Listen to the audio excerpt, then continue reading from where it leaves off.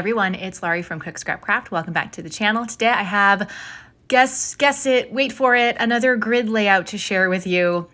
Originally, and I think I might have talked about this in a previous process video, but I even made a note to myself to remind myself to do this, and I forgot. I was originally going to take these 4x4 cut aparts from the Echo Park collection that I have there on the side, and I was gonna punch circles out of them and make a circle grid.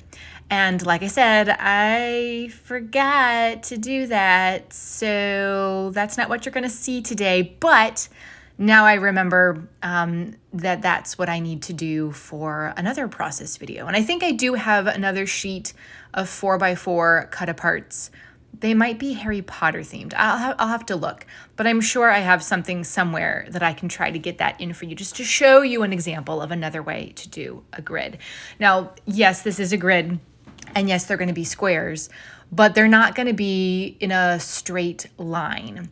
So this is, even though it's not what I had originally planned or had originally told you I was going to do, it's still a grid. It's still another way to do a grid. And I'm just giving you permission to cut things down and make them a little wonky. Not everything has to be about straight lines and having everything lined up perfectly. So hopefully this is still inspiring for you. Now, of course, these are 4x4 cut aparts. So they extend, 3 of them extend all the way across a 12x12 piece of paper. And I didn't want them to extend all the way across a 12x12 piece of paper. So instead, I cut the cut aparts down to, they were 4x4.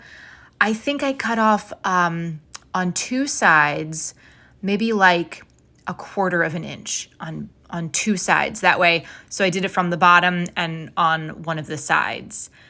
That way they were still, they still looked equal. Like the image still looked like it was in the center of the square, but it's not a full 4x4. And I did the same with the photos as well. All of these photos were originally 4x6. And so now they have been cut down first to 4x4 and then again, taking like 1/4 off a side and either the top or the bottom. So basically, I've got these cut aparts. Some of them have designs on them, or if I didn't like the design, I just flipped it over and used the pattern paper that was on the back because that was a pretty pattern. And these photos are from a Yes Day that my daughter had last year. I can't believe it's already last year. We're almost to like the point, I think this was taken in April last year. It was Take Your Son or Daughter to Work Day. Yeah. So we've almost reached a year since these photos were taken. But it was Take Your Son and Daughter to Work Day. And normally, the year prior, my daughter had gone to work with my husband. And so the year that these photos were taken in, she was going to come with me. And my company used to do an event where toy manufacturers would come into the city and showcase their new stuff. And it was open to influencers and traditional members of the press. And obviously I was there because I was part of the company. So I was going to bring her with me to that because I knew she would love it. And I had been waiting for her to be old enough to really enjoy it. And they decided not to have it on Take Your Kid to Work Day. They had it at the beginning of March, where in the middle of a snowstorm. So I'm like, well, you can still, I guess, come to work with me, but I couldn't go into the city that day because we had Girl Scouts that evening. So if I had gone into work that day, we wouldn't have been home in time for the Girl Scouts meeting. So I said, I guess you can just like stay home with me and I'll be like working and you can help me. So we kind of turned it into a stay at home with mom Yes Day. And what we did was these pictures were taken at the arcade inside of a Fuddruckers. So we went specifically to the arcade just because she wanted to do a claw machine. And at the time, that was the only place I knew that had a claw machine. So she got to play a claw machine for the first time ever. And luckily, it didn't cost too much money because it was a play till you win claw machine. So it had like little trinkety things and candies in there. And I think on the first try, she ended up, the claw picked up 2 things. So the center photo is of her holding up her prizes. And I find that, not that you care, but I found that every other claw machine that we've seen tends to be a play till you win, which is actually kind of nice because claw machines are very finicky and you're not going to get something. But we did one at a bowling alley once, and that was play till you win. We did one at Sky Zone, which is like an indoor jumping trampoline park. And that was also Play Till You Win. She got 2. It was a rubber duck one, and she got 2 on the first try. So that was pretty cool. But yeah, so claw machines have come a long way since I was a kid. So as you can see, I'm starting to adhere everything down using my double-sided adhesive squares. And the top row is a photo and 2 cut aparts. Again, the butterfly pattern paper is the other side of the cut apart side. I just didn't want whatever the cut apart image was. So I used the butterflies. And that mimics one of the butterflies in the cut apart that's in the center row. So the center row is a cut apart photo, cut apart. Now I'm using 3 photos. I actually had 4, but I decided to not use the 4th one because I thought 3 was going to be fine, especially as they're going down in the diagonal line there. You could do this with however many photos you want. You could do even just 1 photo in the center and have everything else be a cut apart.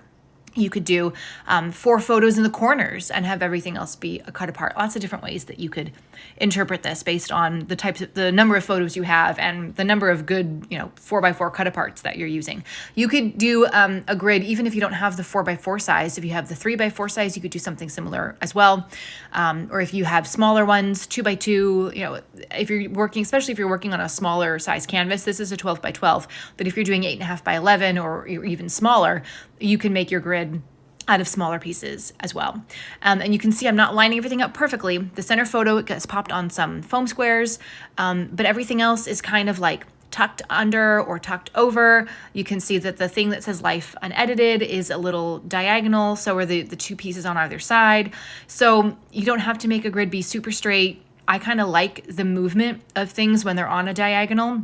That's kind of like the way that looks.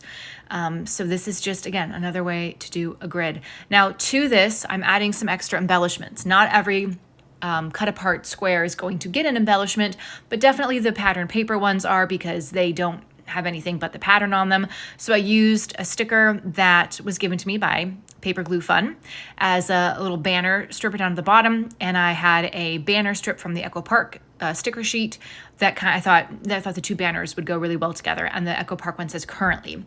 Now I'm trying to figure out how I want to use some of these other pieces because I also had the chipboard elements from this Echo Park collection, and I really like the one that says right here, right now, because I feel like that's really useful for these photos where we're just capturing like a moment of the day. So right here, right now, we're doing the claw machine, and I ended up deciding to tuck a heart sticker underneath with that frame that I was thinking I could put over a photo, but instead the frame is just going to go on top of that square, and then the right here, right now chipboard's going to be stuck right on top of it, again with the heart sticker underneath. So I'm doing my journaling on that spot, which something that I love about cut aparts is that there's always usually a journaling square or journaling spot. So definitely if you have one of those and you do handwriting on your own scrapbook layouts, definitely you gotta save at least one of those journaling spots for actual journaling. So I like this because it had like the circle with the flowers, and there's another sticker that I'm going to add in that kind of mimics that cut apart design. I really enjoy kind of bringing in multiple elements of the same thing. So the butterfly pattern paper's at the top, and then it's at the bottom diagonal. Again, with more embellishment pieces on top of it. I think I might add another heart. I don't remember. Oh yeah. So that's a 3x4 cut apart that I cut some of the hearts off of when I did another layout, which you can find here on the channel. So I'm just going to fussy cut one of those hearts out so that I have a different style heart to use. And then I really loved those blue glasses because my daughter has blue glasses and I wanted to use them on this layout. Speaking of other process videos, thank you so much for watching this one, and I hope you're enjoying it. If you are, give it a thumbs up.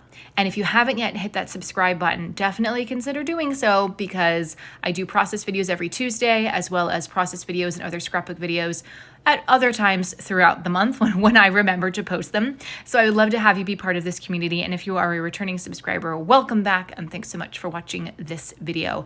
Let me know, what can I ask you to let me know in the comments below. Let me know if you've ever won something from a claw machine and what it was. I want to know, have you won something? And if you did, what did you win? Because I think that would be pretty interesting. So now I'm just adding in a couple enamel dots from a Simple Stories collection, but I thought the colors were still pretty kind of similar. I've got a little banner sticker in the corner of that photo. And I think those are pretty much all of the embellishments that I end up using here. The pink cardstock is actually from a 100-piece cardstock pack that I picked up at Michael's using a Michael's Rewards voucher. I don't think I've ever had this much cardstock in my stash in a long time. So I saw this pink color and I was like, this is perfect for this Echo Park collection, but I have tons of other colors and I can't wait to like start using them. I'm so excited that I finally got some solid color cardstock in my stash. And that's pretty much going to be it. I hope that you are inspired, and let me know. Follow me on Instagram and everything. Though you'll see those links in the end screen, because I would love to see if you guys do a grid take on a scrapbook layout or even a card, whatever you do, and I would love for you to tag me there. So I'm at Cook Scrap Craft pretty much everywhere, and I will see you guys next time for more scrapbooking. Bye.